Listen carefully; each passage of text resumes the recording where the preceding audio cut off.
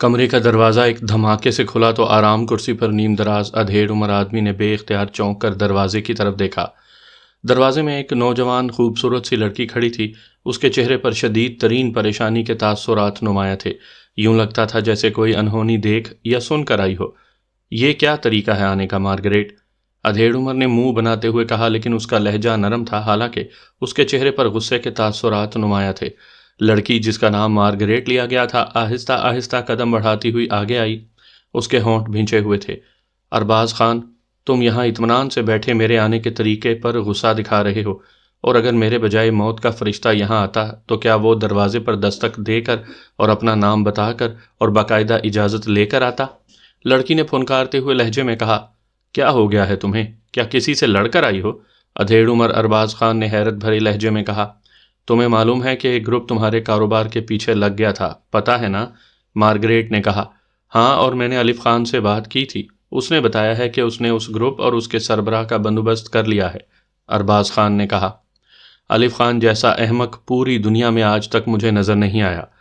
وہ اپنے آپ کو بہت بڑا گینگسٹر سمجھتا تھا، لیکن اس میں عقل نام کی کوئی چیز نہیں ہے۔ اس احمق نے علی عمران کو اغوا کروانے کا مشن اینتھنی کے ذمہ لگایا اور اینتھنی نے ٹائیگر کے ذمہ۔ نتیجہ کیا ہوا پتہ ہے؟ مارگریٹ نے کہا، کون علی عمران؟ کون اینتھنی؟ مجھے تو کچھ معلوم ہی نہیں، اور تم یہ کیا پہیلیاں بجھوا رہی ہو؟ کھل کر بتاؤ، کیا قیامت ٹوٹ پڑی ہے جو تم اتنی پریشان ہو؟ ارباز خان نے اس بار قدرے غسیلے لہجے میں کہا، اینتھنی اور الف خان دونوں ہلاک ہو چکے ہیں۔ مارگریٹ نے کہا تو ارباز خان اس طرح کرسی سے اچھلا جیسے مارگریٹ نے بات نہ کی ہو بلکہ کرسی میں لاکھوں وولٹیج کا الیکٹرک کرنٹ چھوڑ دیا ہو۔ کیا کہہ رہی ہو؟ کیا تم نشے میں تو نہیں ہو؟ ارباز خان نے انتہائی بوکھلائے ہوئے لہجے میں کہا، الف خان کو میں نے ہلاک کیا ہے تاکہ تمہاری زندگی اور کاروبار بچایا جا سکے، ورنہ اب تک موت کے فرشتے کا ہاتھ تمہاری گردن تک پہنچ چکا ہوتا۔ مارگریٹ نے کہا تو ارباز خان نے بے اختیار ہونٹ بھینچ لیے۔ کیا تم درست کہہ رہی ہو؟ الف خان ہلاک ہو گیا ہے اور اسے تم نے ہلاک کیا ہے، کیوں؟ کیسے؟ ارباز خان نے کہا، اینتھنی علی عمران کے بارے میں کچھ نہیں جانتا، جبکہ میں اس کے بارے میں بہت کچھ جانتی ہوں، کیونکہ میں ٹائیگر کے بارے میں بہت کچھ جانتی ہوں، اور ٹائیگر جو زیر زمین دنیا کا ایک بہت بڑا نام ہے وہ اس علی عمران کا ساتھی ہے، اور یہ علی عمران پاک ایشیا سیکرٹ سروس کے لیے کام کرتا ہے، اور اس قدر خطرناک ترین ایجنٹ ہے کہ سپر پاورز کے ایجنٹ اس کا نام سن کر بے اختیار کانپنے لگ جاتے ہیں۔ یہ علی عمران تمہارے بزنس کے پیچھے لگ گیا ہے، انٹیلیجنس کا سپرنٹینڈنٹ اس کا گہرا دوست ہے، اور علی عمران اس قسم کے کام اس کے کھاتے میں ڈال دیا کرتا ہے۔ بہرحال الف خان کو اطلاع مل گئی کہ علی عمران اس کے بزنس کے پیچھے ہے۔ اب الف خان کی بلا جانے کہ علی عمران کون ہے۔ وہ اپنی اکڑ میں تھا کہ وہ بہت بڑا گینگسٹر ہے، جسے چاہے مروا دے، جسے چاہے اغوا کروا لے۔ چنانچہ اس نے اینتھنی کو حکم دے دیا کہ علی عمران کو جو بہت خطرناک ایجنٹ سمجھا جاتا ہے اغوا کروا کر ایک کالونی میں اس کے خاص اڈے پر پہنچا دے۔ جب اینتھنی نے خطرناک کا لفظ سنا تو اس نے ٹائیگر سے رابطہ کیا، کیونکہ ٹائیگر کے متعلق مشہور ہے کہ وہ کبھی ناکام نہیں ہوتا اور اسے زیر زمین دنیا میں انتہائی خطرناک آدمی سمجھا جاتا ہے۔ اب تم خود سوچو، جب اینتھنی نے ٹائیگر کو، جو علی عمران کا ساتھی ہے، علی عمران کے اغوا کا ٹارگٹ دیا ہوگا تو کیا ہوا ہوگا؟ ٹائیگر نے مشن لے لیا اور شاید اس نے عمران سے بات کی ہوگی، اور اس عمران نے اسے اصل آدمی کو ٹریس کرنے کا کہا ہوگا۔ چنانچہ ٹائیگر واپس اینتھنی کے پاس پہنچا اور پھر اس نے اینتھنی پر تشدد کر کے اس سے یہ بات اگلوا لی کہ اصل پارٹی الف خان ہے۔ اس کے بعد اس نے اینتھنی کو ہلاک کر دیا، لیکن اینتھنی کو یہ معلوم نہیں تھا کہ الف خان کہاں رہتا ہے۔ لیکن اس اڈے پر جہاں الف خان نے علی عمران کو منگوایا تھا، اس کا انچارج بہرحال الف خان کے بارے میں سب کچھ جانتا ہے، اس لیے لامحالہ ٹائیگر اور عمران اسے پکڑیں گے، اور پھر اس سے الف خان کا انہیں علم ہو جانا تھا، اور الف خان جیسے ہی ان کے ہاتھ آتا، تمہاری گردن اور تمہارا کاروبار سب کچھ موت کے فرشتے کے ہاتھ میں آ جانا تھا۔ چنانچہ میں نے تمہیں اور تمہارے کاروبار کو بچانے کے لیے فوری طور پر الف خان کو ہلاک کر دیا اور پھر وہاں سے یہاں آ گئی۔ مارگریٹ نے پوری تفصیل بتاتے ہوئے کہا، تمہیں یہ سب کچھ کیسے معلوم ہو گیا؟ ارباز خان نے ہونٹ بھینچتے ہوئے کہا، میں الف خان کے پاس موجود تھی جب الف خان نے اینتھنی کو فون کیا تاکہ اس سے رپورٹ لے سکے، لیکن جب دوسری طرف سے اینتھنی کے سیکنڈ جیفرے نے بتایا کہ اینتھنی کو ہلاک کیا جا چکا ہے تو میں چونک پڑی۔ میرے جیفرے اور اینتھنی دونوں سے کاروباری تعلقات ہیں، اس لیے میں نے الف خان سے ریسیور لے کر خود جیفرے سے بات کی کہ کس نے اینتھنی کو ہلاک کیا ہے اور کب اور کیوں۔ تو اس نے مجھے الف خان کی طرف سے عمران کے قتل کی بکنگ اور اینتھنی کی ٹائیگر سے بکنگ کے بارے میں بتایا، اور پھر یہ بتایا کہ اس بکنگ کے سلسلے میں ٹائیگر کوئی بات کرنے اینتھنی کے پاس آیا تھا کہ ان دونوں کا جھگڑا ہو گیا اور ٹائیگر نے اینتھنی کو ہلاک کر دیا۔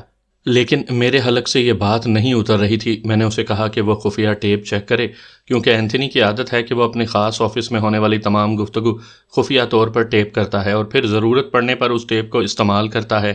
چنانچہ میں نے وہ ٹیپ سنی تو اس سے ساری حقیقت سامنے آ گئی کہ ٹائیگر نے اینتھنی پر تشدد کر کے اس سے اصل آدمی الف خان کے بارے میں معلوم کر لیا تھا، لیکن اینتھنی کو الف خان کا نہ ہی حلیہ معلوم تھا اور نہ ہی اس کی جائے رہائش۔ البتہ اس نے ٹائیگر کو یہ بتایا کہ جس کوٹھی میں عمران کو لے جایا جانا ہے وہاں کا انچارج الف خان کے بارے میں سب کچھ جانتا ہے۔ یہ ٹیپ سننے کے بعد الف خان نے فوری طور پر اس آدمی کی ہلاکت کا فیصلہ کیا، لیکن ظاہر ہے اس میں اسے وقت لگ گیا، جب تک ٹائیگر اس سے پہلے ہی اس سے معلومات حاصل کر سکتا تھا۔ اس لیے میں نے فوری طور پر الف خان کا ہی خاتمہ کر دیا اور پھر میں نے خود ہی اس کے خفیہ سیف کی تلاشی لے کر وہاں موجود تمام ضروری کاغذات بیگ میں رکھے اور وہاں سے نکل کر اپنے ہیڈ کوارٹر پہنچ گئی اور وہاں سے یہاں تمہارے پاس آ رہی ہوں۔ مارگریٹ نے پوری تفصیل بتاتے ہوئے کہا، اوہ، تم نے واقعی نہ صرف میری زندگی بچا لی ہے بلکہ میرا پورا کاروبار بھی بچا لیا ہے۔ میرے بارے میں تمہارے اور الف خان کے علاوہ اور کوئی نہیں جانتا تھا اور تمام کاروبار کا کنٹرول الف خان کے پاس تھا، جبکہ فیکٹریاں تمہارے کنٹرول میں ہیں۔ اب ایسا ہے کہ تم الف خان کی جگہ بھی لے لو اور فیکٹریاں کو بھی سنبھالے رکھو۔ مجھے تمہاری صلاحیتوں پر مکمل اعتماد ہے۔ ارباز خان نے کہا، ارباز خان، تمہارا یہ فیصلہ میرے لیے تو انتہائی خوش آئند ہے، لیکن کاروبار کے لیے انتہائی خطرناک ہے۔ بیک وقت تمام کاروبار ایک آدمی کے ہاتھ میں دے دینے سے معاملات انتہائی خطرناک ہو سکتے ہیں۔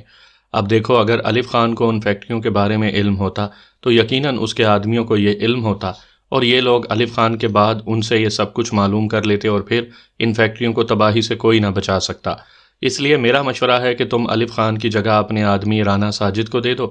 وہ انتہائی ذمہ دار، سمجھدار اور عقل مند آدمی ہے۔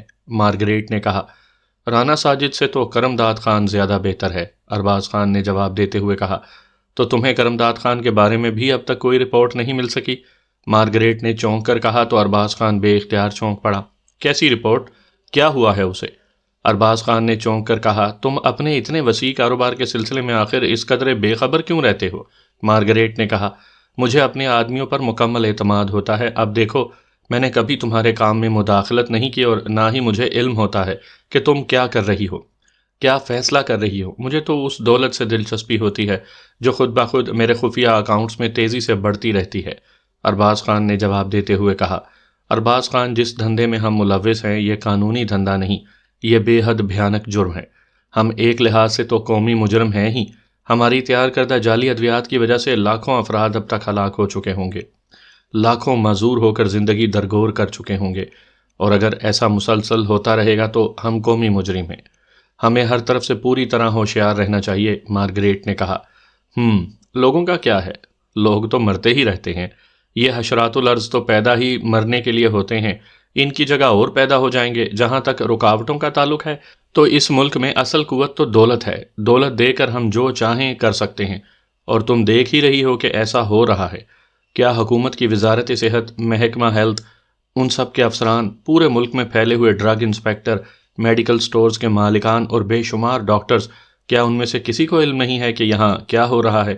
یہاں کی پولیس، انٹیلیجنس اور ایسی ہی دوسری بے شمار ایجنسیاں سب کچھ جانتی ہیں، لیکن چونکہ ان سب کو باقاعدہ دولت مل رہی ہے اس لیے سب خاموش ہیں۔ سب کو دولت سے دلچسپی ہے۔ جس کے پاس دولت نہیں ہے، میرے نقطۂ نظر سے وہ زندہ ہی نہیں ہے اور زندہ رہنے کے قابل بھی نہیں ہے۔ بہرحال تم بتاؤ کہ کرم داد خان کے بارے میں کیا رپورٹ ہے؟ ارباز خان نے انتہائی صفاقانہ لہجے میں کہا، وہ مارا جا چکا ہے، اور تمہاری اطلاع کے لیے یہ بھی بتا دوں کہ پورے دارالحکومت میں وہ تمام میڈیکل سٹورز جہاں جعلی ادویات بکتی ہیں سیل کر دیے گئے ہیں۔ ان کے مالکان کو گرفتار کر لیا گیا ہے۔ کرم داد خان کے تمام گودام سیل ہو چکے ہیں اور یہ سب کچھ سینٹرل انٹیلیجنس کے تحت ہو رہا ہے۔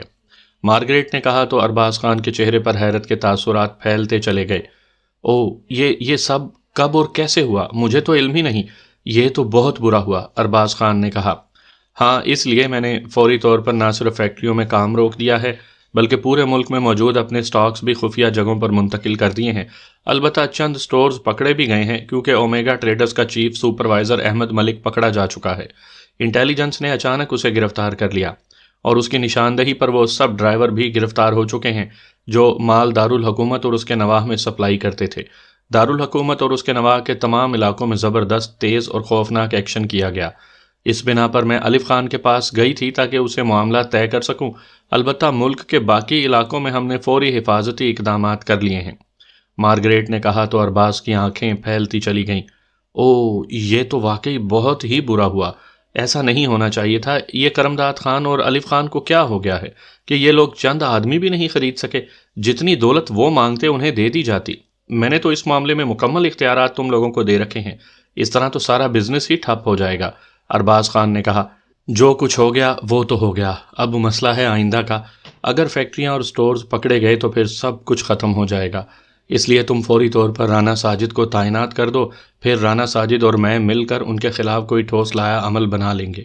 مارگریٹ نے کہا، میں تمہیں مکمل اختیارات دے دیتا ہوں، آج سے تم میری براہ راست نائب ہو، تم جانو، اور یہ بزنس تمہارا شیئر بھی آج سے ڈبل۔ تم جو چاہو کرو، لیکن کاروبار کو ہموار طریقے سے چلنا چاہیے۔ دولت کی بوریوں کے منہ کھول دو، جو جس قیمت پر بکتا ہے اسے خرید لو، کسی چیز کی پرواہ نہ کرو۔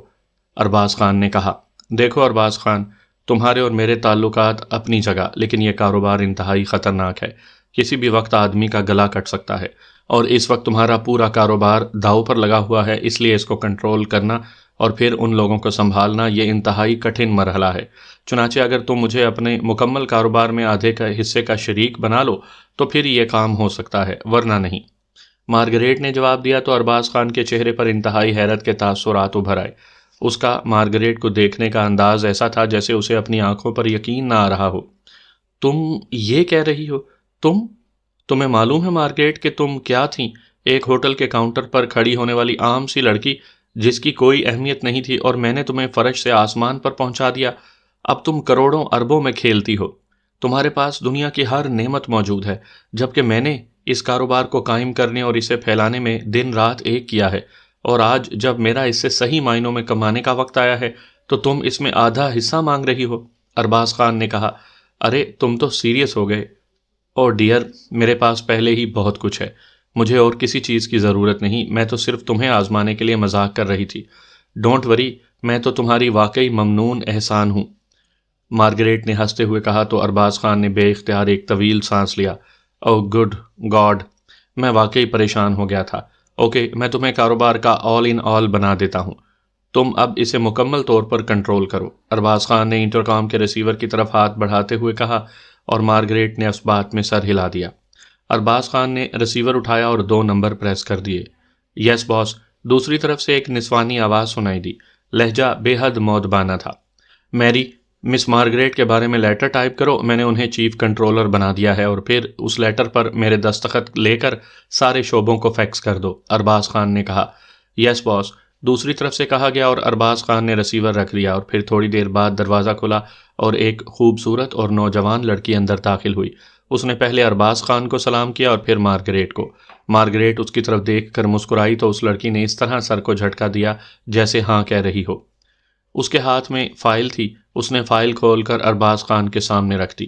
یہاں دستخط کر دیجئے باس، لڑکی نے کہا تو ارباز خان نے ایک سرسری سی نظر لیٹر پر ڈالی اور پھر جیب سے ایک خصوصی قلم نکال کر اس پر دستخط کر دیے۔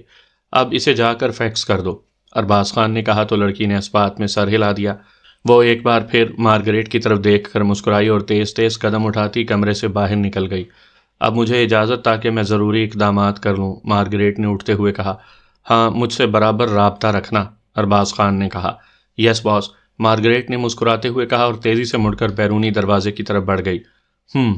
تو یہ انٹیلیجنس اب میرے کاروبار کے پیچھے لگ گئی ہے، لیکن مارگریٹ اسے سیٹ کر لے گی، اس میں واقعی بے پناہ خصوصیات ہیں، ارباز خان نے بڑبڑاتے ہوئے کہا، اور پھر اٹھ کر وہ دیوار میں نصب ایک الماری کی طرف بڑھ گیا۔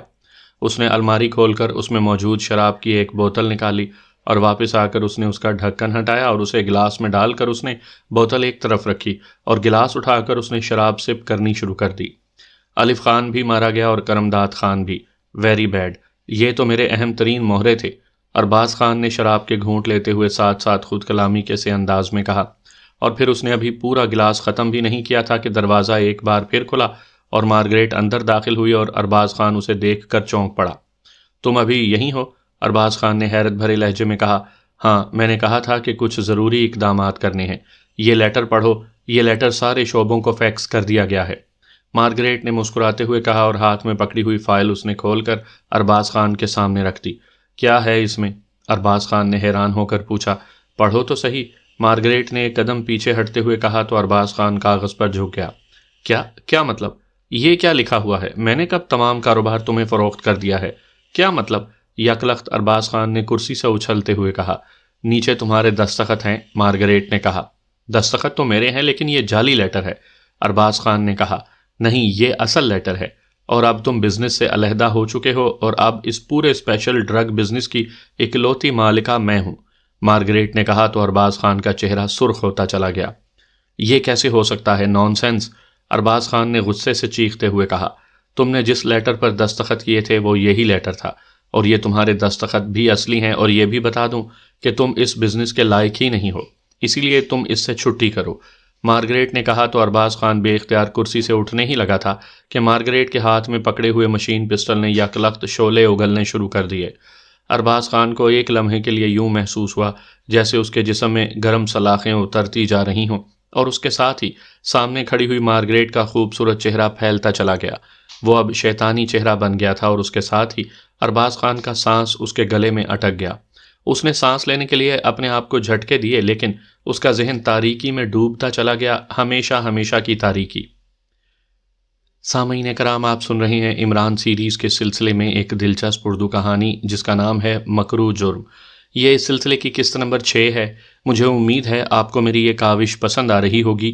آپ نے اگر ابھی تک میرا چینل مائی وائس سبسکرائب نہیں کیا تو ابھی میرے چینل کو سبسکرائب کر کے بیل نوٹیفیکیشن آن کر لیجئے تاکہ آنے والی ہر نئی کہانی کی اطلاع بر وقت آپ تک پہنچ سکے۔ 4 سٹارز کے ہیڈ کوارٹر میں اس وقت صدیقی اپنے ساتھیوں سمیت موجود تھا۔ صرف خاور ان کے ساتھ نہیں تھا کیونکہ وہ اسپیشل ہسپتال میں داخل تھا۔ ان سب کے چہروں پر پریشانی کے تاثرات نمایاں تھے۔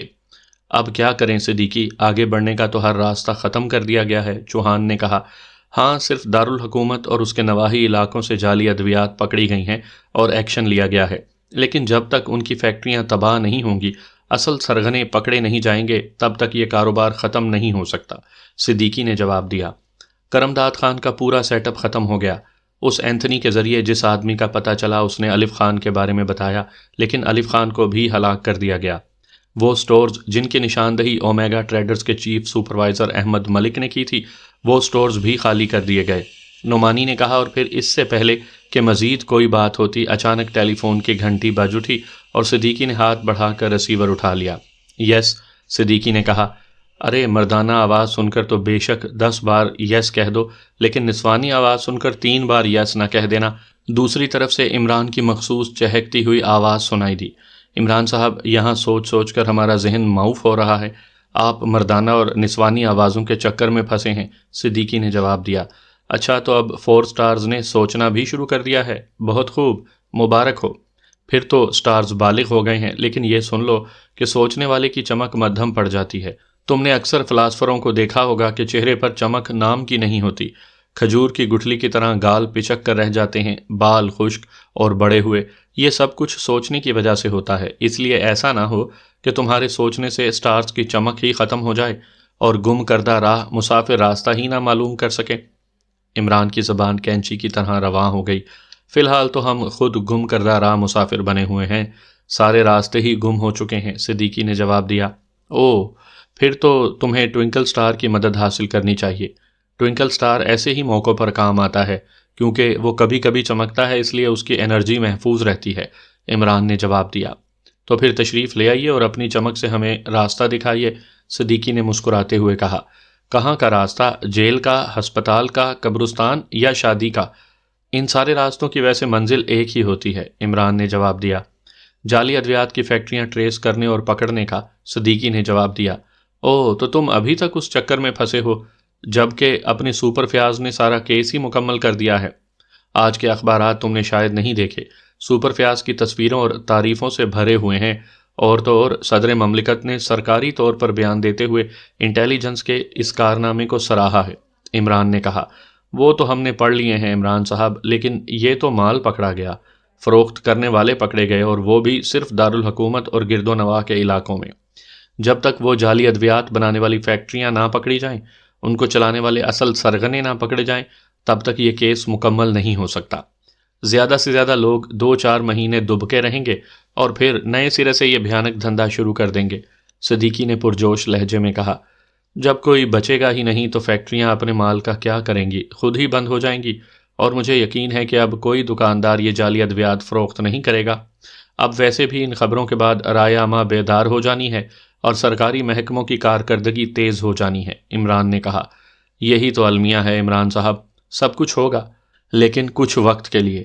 اگر سرکاری ایجنسیاں اور لوگ بیدار ہوتے اور یہاں ان برائیوں کا سختی سے اور مسلسل سد باب کیا جاتا رہتا تو یہ نوبت ہی کیوں آتی کہ پورے ملک میں لاکھوں افراد ان نقلی اور جعلی ادویات کی وجہ سے ایڑیاں رگڑ رگڑ کر دم توڑ دیتے ہیں۔ کچھ عرصے کے بعد یہ سد باب بند اور پھر دھندا شروع، صدیقی نے کہا۔ تو پھر تم کیا چاہتے ہو؟ عمران نے کہا۔ وہی جو میں نے کہا ہے کہ ان کا مکمل طور پر خاتمہ، لیکن ہمارے سامنے سارے راستے بند ہو گئے ہیں یا کر دیے گئے ہیں، صدیقی نے کہا۔ اگر میں کوئی راستہ کھول دوں تو مزدوری کتنی ملے گی؟ عمران کی مسکراتی ہوئی آواز سنائی دی تو صدیقی بے اختیار چونک پڑا۔ مزدوری؟ کیا مطلب؟ آپ مزدور ہیں؟ صدیقی نے کہا۔ یہاں ہر شخص مزدور ہے، اور بقول ایک شاعر، بہت تلخ بندہ مزدور کے اوقات، عمران نے جواب دیا۔ ٹھیک ہے، آپ جو کہیں، بہرحال ہم نے اس بھیانک اور مکروہ قومی جرم کی بنیادیں تک ختم کرنی ہیں، صدیقی نے کہا۔ اوکے، پھر میرا انتظار کرو، لیکن کار جہاں دراز بھی ہو سکتا ہے، اس لیے انتظار کرتے کرتے گھبرا نہ جانا، عمران کی آواز سنائی دی، اور اس کے ساتھ ہی رابطہ ختم ہو گیا اور صدیقی نے ریسیور رکھ دیا۔ اس کا مطلب ہے کہ عمران صاحب نے کوئی نہ کوئی راستہ تلاش کر لیا ہے، چوہان نے مسکراتے ہوئے کہا۔ ہاں، اسی لیے تو انہوں نے یہاں ہیڈ کوارٹر فون کیا ہے، باقی باتیں تو ظاہر ہے ان کی اب فطرت ثانیہ بن چکی ہیں، صدیقی نے جواب دیا، اور سب نے اس بات میں سر ہلا دیے۔ تھوڑی دیر کے بعد کال بیل کی آواز سنائی دی تو نعمانی اٹھ کر بیرونی دروازے کی طرف بڑھ گیا۔ تھوڑی دیر بعد عمران مسکراتا ہوا کمرے میں داخل ہوا تو نعمانی اس کے پیچھے تھا، جبکہ کمرے میں موجود صدیقی اور چوہان دونوں اس کے استقبال کے لیے اٹھ کھڑے ہوئے تھے۔ السلام علیکم ورحمۃ اللہ وبرکاتہ۔ یا بجھے ہوئے ستاروں، اللہ تعالیٰ تمہیں اپنے جوار رحمت میں جگہ دے، آمین ثم آمین، عمران نے اندر داخل ہوتے ہی کہا۔ وعلیکم السلام ورحمۃ اللہ وبرکاتہ جناب، بھڑکتے ہوئے اسٹار صاحب، اللہ تعالیٰ آپ کی بھڑک میں مزید اضافہ کرے، آمین ثم آمین، صدیقی نے بھی ویسے ہی جواب دیا، اور کمرہ بے اختیار کہوں سے گونج اٹھا، یعنی بھڑک کر راکھ ہو جائے۔ ٹھیک ہے، یہ دعا ہے، عمران نے منہ بناتے ہوئے کہا۔ جیسی دعا آپ نے ہمارے لیے مانگی ویسی میں نے مانگ لی، صدیقی نے مسکراتے ہوئے جواب دیا، اور وہ سب بے اختیار ہنس پڑے۔ لیکن میں نے تو جوار رحمت میں جگہ کی دعا کی تھی، عمران نے کرسی پر بیٹھتے ہوئے منہ بنا کر کہا۔ چلیے ہم آپ کے لیے گندم رحمت میں جگہ دینے کی دعا کر لیتے ہیں، صدیقی نے جوار کی جگہ گندم کا لفظ بھی استعمال کرتے ہوئے کہا، تو کمرہ بے اختیار کہوں سے گونج اٹھا۔ عمران بھی اس بار صدیقی کے خوبصورت اور معنی خیز جواب پر بے اختیار ہنس پڑا تھا۔ عمران صاحب، آپ ان جعلی ادویات کے سلسلے میں کس راستے کی بات کر رہے تھے؟ چوہان نے کہا۔ وہ شاید موضوع بدلنا چاہتا تھا۔ ہاں، اصل بات یہ ہے کہ واقعی تمام راستے بند کر دیے گئے ہیں۔ میں نے تو تمہارے ہیڈ کوارٹر اس لیے فون کیا تھا کہ میرا خیال تھا کہ شاید تم نے کوئی کلو تلاش کر لیا ہے۔ اب اصل بات ان کی فیکٹریوں کو ٹریس کرنا ہے، عمران نے سنجیدہ لہجے میں کہا۔ یہی تو ہماری پریشانی ہے، فیکٹریاں جب تک ختم نہیں ہوں گی یہ مکروہ اور بھیانک دھندا ختم نہیں ہو سکتا، صدیقی نے کہا۔ لیکن صدیقی، فیکٹریاں دوبارہ نہیں بن سکتی، چوہان نے کہا۔ بن سکتی ہیں، لیکن یہ دھندا اس قسم کا ہے کہ اس کو چلانے میں کافی وقت لگتا ہے۔ یہ عام شراب اور منشیات کا دھندا نہیں ہے، اس کا مکمل سیٹ اپ تیار کرنا پڑتا ہے۔ ایک بار یہ مکمل سیٹ اپ ختم ہو گیا تو پھر اس کو دوبارہ تیار کرنے میں کافی طویل عرصہ لگ جائے گا، اور اتنے طویل عرصے کے دوران تو لوگ جعلی ادویات سے بچے رہیں گے، صدیقی نے کہا تو عمران نے اس بات میں سر ہلا دیا، اور پھر ہاتھ بڑھا کر اس نے ریسیور اٹھایا اور تیزی سے نمبر ڈائل کرنے شروع کر دیے۔ اس نے خود ہی لاؤڈر کا بٹن آن کر دیا تھا۔ یس، ارباب بول رہا ہوں۔ رابطہ قائم ہوتے ہی دوسری طرف سے ارباب کی آواز سنائی دی۔ حقیر فقیر پر تقصیر بندہ نادان ہیچ مدان علی عمران MSc DSc آکسن بازبان خود بلکہ بدہان خود ارباب وفا سے عرض گزار ہوں۔ عمران کی زبان رواں ہو گئی۔ فریادی کی فریاد نہ صرف سنی جائے گی بلکہ انصاف بھی کیا جائے گا، دوسری طرف سے ارباب نے گونجدار لہجے میں کہا۔ مجھے اپنی بہن لیلا کے بارے میں فریاد کرنی ہے عادل بادشاہ، میری بہن آج کل سلمنگ سینٹروں کے چکر کاٹتی پھر رہی ہے اور جیسے جیسے سلمنگ سینٹروں میں جاتی ہے ویسے ہی پھیلتی چلی جا رہی ہے۔ ایسا نہ ہو کہ وہ بیچاری خود صحرا بن جائے۔ عمران نے جواب دیا تو دوسری طرف سے ارباب بے اختیار کھلکھلا کر ہنس اٹھا۔ لیلا اور سلمنگ سینٹر میں یہ کیسے ممکن ہے عمران صاحب؟ البتہ اگر بیوٹی پارلر کہتے تو میں سمجھتا کہ آپ نے آئس کریم پارلر کو بیوٹی پارلر بنا دیا ہے۔ دوسری طرف سے ارباب نے ہنستے ہوئے کہا، تو تمہارا کیا خیال ہے کہ سلمنگ سینٹر صرف وہی ہوتے ہیں جس کے باہر باقاعدہ بورڈ لگا ہوا ہو، شیشوں والے دروازے ہوں اور اندر ورزش کرنے والی مشینیں اور ورزش کروانے والی خوبصورت لڑکیاں موجود ہوں؟ نہیں بھائی، یہ تو پرانے زمانے کی بات ہے۔ یہ تو انتہائی جدید ترین دور ہے۔ اب کس کے پاس اتنا وقت ہے کہ ورزشیں کرتا پھرے؟ اب تو بازار میں ایسی ادویات ملتی ہیں کہ ادھر دوا اندر ادھر وزن باہر، اور 500 پاؤنڈ کی خاتون 5 پاؤنڈ کی ہو جاتی ہے۔ البتہ اس کے شوہر کے بینک اکاؤنٹ سے لاکھوں پاؤنڈ کے کرنسی نوٹ غائب ہو جاتے ہیں، اور لیلا کو بھی میں نے آج ہی ایک میڈیکل سٹور سے ایسی ہی دوا خرید کر باہر آتے ہوئے دیکھا ہے، عمران نے جواب دیا۔ اوہ، لیکن عمران صاحب اس نے یہ دوا خود نہیں کھانی، بلکہ جب سے اس نے اخبارات میں جعلی ادویات کے سلسلے میں خبریں پڑھی ہیں، اس کا خیال ہے کہ خواتین کے لیے تیار ہونے والی ادویات، کریمیں اور کاسمیٹکس کا سامان بھی جعلی تیار ہوتا ہے۔ اس لیے وہ اس کے خلاف بھی اسی طرح کام کرے گی جس طرح انٹیلیجنس نے جعلی ادویات کے خلاف کام کیا ہے۔ ارباب نے ہنستے ہوئے جواب دیا۔ اور تم نے اسے اس کی اجازت دے دی؟ عمران نے سنجیدہ لہجے میں کہا۔ اول تو وہ مجھ سے اجازت لینے کی قائل ہی نہیں ہے عمران صاحب، بلکہ مجھے اس سے اجازت لینی پڑتی ہے۔ اجازت دینے کے لیے دوسرا اس میں آخر حرج ہی کیا ہے؟ ارباب نے ہنستے ہوئے کہا تو عمران اس کی خوبصورت بات پر بے اختیار ہنس پڑا۔ حرج تو بہرحال ہے کہ اس طرح بھاگ دوڑ بہت کرنی پڑے گی، اور اس کے بعد لیلا کا رعب اور دبدبہ ختم ہو جائے گا اور وہ سینک سلائی بن جائے گی، ایسی سینک سلائی کہ جس کو آگ پر سینکتے ہوئے بھی خوف آئے گا کہ کہیں غائب ہی نہ ہو جائے۔ عمران نے جواب دیا تو ارباب بے اختیار ہنس پڑا۔ آپ بے فکر رہیں، وہ ساتھ ساتھ آئس کریم اس رفتار سے کھاتی ہی رہے گی کہ اس کی ماشاءاللہ صحت پر کوئی نظر بد نہ پڑ سکے گی، ارباب نے جواب دیا، اور عمران کے ساتھ ساتھ صدیقی اور اس کے ساتھی بھی اس کے خوبصورت فکرے پر بے اختیار ہنس پڑے۔ چلو لیلا تو یہ سب کچھ کر رہی ہے، مگر تم کیا کر رہے ہو؟ عمران نے کہا۔ میں اپنے حق میں صرف دعائے خیر ہی کر سکتا ہوں، اور کیا کر سکتا ہوں؟ ارباب نے جواب دیا، اور عمران ایک بار پھر ہنس پڑا۔ تمہاری یہ ایجنسی کیا کسی کام کی نہیں ہے سوائے دولت کمانے کے؟ عمران نے کہا۔ کیا مطلب عمران صاحب؟ آپ کھل کر بات کریں۔ مجھے یا میری ایجنسی کا منصوبہ صرف دولت کمانا ہی نہیں ہے۔ میں نے تو پہلے بھی کئی بار آپ سے کہا ہے کہ آپ مجھے کام دیا کریں بغیر کسی لالچ اور معاوضے کے، لیکن آپ تو لفٹ ہی نہیں کرواتے، ارباب نے کہا۔